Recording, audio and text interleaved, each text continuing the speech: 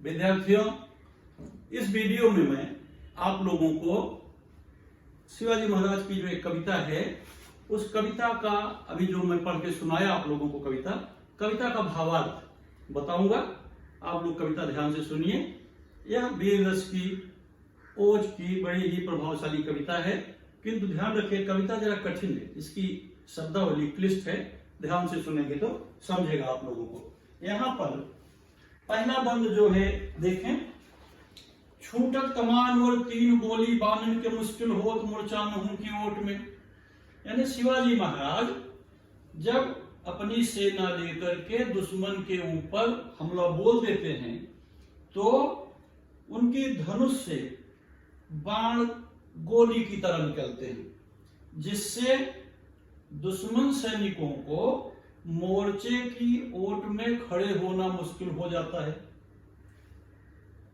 व्यूह रचना, युद्ध में राजा लोग व्यूह रचना बनाते थे, तो दुश्मन के सैनिक और शिवाजी महाराज के सैनिक जब आमने सामने खड़े होते हैं तो शिवाजी महाराज के सैनिकों के सामने दुश्मन सेना के सैनिकों जो व्यूह रचना बनाकर ओट लेकर यानी आड़ में छुपकर खड़े रहते थे, वह खड़े होना मुश्किल हो जाता है। ता समय शिवराज हुकुम के हमला कियो। ता समय माने उसी समय शिवराज यानी राजा शिवाजी महाराज हुक्म दे देते हैं अपने सैनिकों को और दुश्मन सेना पर हमला बोल देते, हल्ला बोल देना हमला बोल देते हैं। और फिर शिवाजी महाराज के वीर सैनिकों के सामने दुश्मन की सेना के वीर सैनिकों का खड़े रह पाना मुश्किल हो जाता है। ऐसा भयानक युद्ध होता है कि शिवाजी महाराज की सेना के सामने दुश्मन के पैर उखड़ जाते हैं, टिक नहीं पाते हैं। भूषण भनद तेरी हिम्मत कहां लो कहूं। भूषण भनद माने कवि भूषण कहते हैं तेरी हिम्मत कहां लो कहूं, यानी आपकी हिम्मत की मैं कहां तक प्रशंसा करूं, कहां तक बात करूं, इसकी कोई कीमत नहीं लगा सकता। यह जो है जाकर के युद्ध की भूमि में शिवाजी महाराज जब कूद पड़ते हैं तो उनका आदेश पा करके शिवाजी महाराज के सैनिक ताव दे दे मूछन कबूरन पे पांव दे दे, यानी मुच्छों पे ताव देना, यानी मूछें ऐठ करके क्रोधित होकर के दुश्मन की सेना पर से कूद पड़ते हैं। कंगूरन, कंगूरन माने ऊंचे किले बुर्ज की दीवारें पर चढ़ जाते हैं और ताव दे दे मूछन कंगूरन पे पांव दे दे पे पटककर अरिमुख घाव दे दे। अरि माने शत्रु, दुश्मन की सेना को घायल करके शत्रुओं को काट कर घाव दे करके कूद पड़े कोट में, यानी परकोटे के अंदर किले के अंदर कूद जाते थे। इस तरह से शिवाजी महाराज की सेना दुश्मन की सेना को पराजित कर देती थी।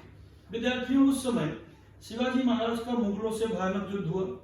शिवाजी महाराज की विचित्र युद्ध प्रणाली थी, छापामार युद्ध करते थे, बड़े कम सैनिकों के साथ चलते थे, घुड़सवारी करते हुए घोड़ों पर सवार होकर कुछ सैनिक निकलते थे और बहुत बड़ी दुश्मन की सेना को पराजित करके फिर किले में कूद जाते थे और अंदर ही अंदर निकल जाते थे। अब महाराष्ट्र की जो भौगोलिक स्थिति है, पहाड़ी इलाका है, कुछ लोग तो शिवाजी महाराज को पहाड़ी इलाके में छापामार युद्ध कला का प्रमुख नायक मानते थे। तो इस तरह से पहला पद हो गया। दूसरा पद देखें विद्यार्थियों, साज चतुरंग वीर रंग में तुरंग चढ़ सर्जा शिवाजी जंग जीतन चलत हैं। साज चतुरंग, चतुरंग माने चतुरंगिणी सेना सजाकर जब शिवाजी महाराज युद्ध जीतने के लिए घोड़े पर सवार होकर शेर की भांति चलते थे। साज चतुरंग वीर रंग में तुरंग चढ़ सर्जा शिवाजी जंग जीतन चलत हैं। साज चतुरंग, चतुरंग माने चतुरंगिणी सेना। उन दिनों 4 तरह की सेना रहती थी, हाथी, घोड़े, रथ और पैदल। ये 4 तरह की सेना को चतुरंगिणी सेना कहते थे। तो शिवाजी महाराज जब अपनी चतुरंगिणी सेना सजा करके रंग में यानी युद्ध भूमि में, तुरंग माने घोड़े पर चढ़ करके, सर्जा माने शेर की भांति जंग यानी युद्ध को जीतने के लिए जब चलते थे तो कैसा वातावरण होता था इसका वर्णन भूषण कवि ने किया। देखें, भूखन भनक, भूखन माने भूषण, कवि भूषण कहते हैं, क्या कहते हैं? नाद बेहद नगारन के, नाद माने आवाज, बड़े बड़े नगाड़ों की आवाजें सुनाई पड़ती थी, क्योंकि युद्ध के पहले युद्ध के नगाड़े बजते थे, बड़े बड़े युद्ध के बृहदाकार नगाड़े बजते थे, उनसे इतनी भयानक आवाज निकलती थी कि जो हाथी की सेना रहती थी, गज सेना, हाथियों के मस्तक से, गंडस्थल से झरने वाले मद से नदी नाले भर जाते थे। बृहदाकार नगाड़ों की आवाज से हाथी इतना मदमस्त हो जाते थे कि उनके गंडस्थल से मद से बहने वाले मद से, विशेष प्रकार के तरल पदार्थ से नदी नाले बह जाते थे। यहाँ पर अतिशयोक्तपूर्ण भी कुछ वर्णन है, और शिवाजी महाराज की वीरता का तो कुछ कहना नहीं है। शिवाजी महाराज बहुत ही बड़े सूरवीर राजा थे। तो भूषण भनक, कवि भूषण कहते हैं। नाद, नाद माने ध्वनि, आवाज, बेहद, बेहद माने बहुत बड़े बड़े नगाड़ों के बजने से। नदी नद मद, नदी नद, नदी नाले मद, हाथियों के गंडस्थल से झरने वाले मद से गयवरन के रलत बह जाते थे। और क्या होता था? आयल फैल खैल भैल खलक में गैल गैल। कविता की शब्दावली पर ध्यान दें। आयल फैल खैल भैल, जब शिवाजी महाराज चलते थे, युद्ध का ऐलान होता था, तो बात फैल जाती थी। आयल फैल, चारों में बात फैल जाती थी, फैल जाती तो फिर क्या होता था? खैल भैल, खैल में खलबली मच जाती थी। कहा? खलक में। खलक माने संसार में, ना कि भारत में, ना कि महाराष्ट्र में, बल्कि कवि भूषण कहते हैं खलक में। खलक माने संसार, संसार की गली गली में बात फैल जाती थी कि अब शिवाजी महाराज की सेना युद्ध के लिए प्रस्थान कर रही है। ऐल फैल खैल भैल खलक में गैल गैल, गजन की ठेल पेल। गजन, गज माने हाथियों की ठेलम ठेल से, जब हाथी आमने सामने के टक्कर लेते थे, सैल उछलत, सैल माने पहाड़, उछलत माने उछल पड़ते थे, यानी बड़े बड़े पहाड़ उखड़ जाते थे विद्यार्थियों। ऐल फैल खैल भैल खलक में गैल गैल, चारों ओर जब बात संसार की गली गली में फैल जाती थी कि अब सेना निकल पड़ी है, गजन की ठेल पेल सैल उछलत है, हाथियों की ठेलम पेल से बड़े बड़े पहाड़ उखड़ जाते थे। और तारा सो तरन धूर धारा में लगत जिन, जब इतनी बड़ी सेना चलती थी तो उस सेना के प्रभाव से इतनी धूल उड़ती थी कि पूरा नभमंडल धूल धूसरित हो जाता था।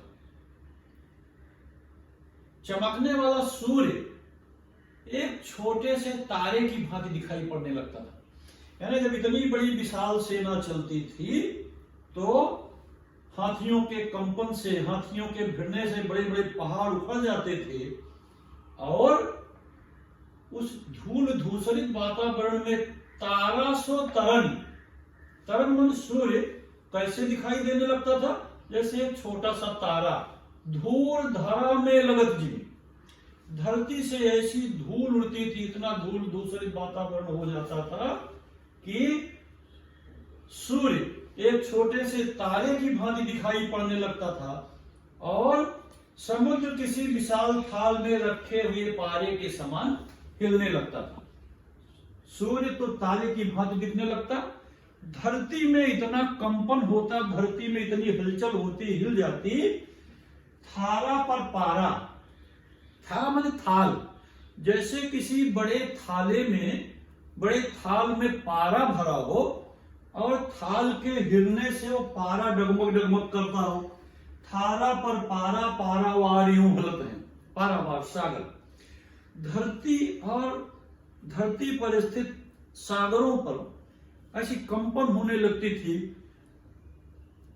सागरों के मध्य धरती का प्रभाव वैसे लगने लगता था, हलचल हो जाती थी जैसे बड़े से थाल में पारा भरा हो और वो कंपित हो रहा हो। धन्यवाद विद्यार्थी।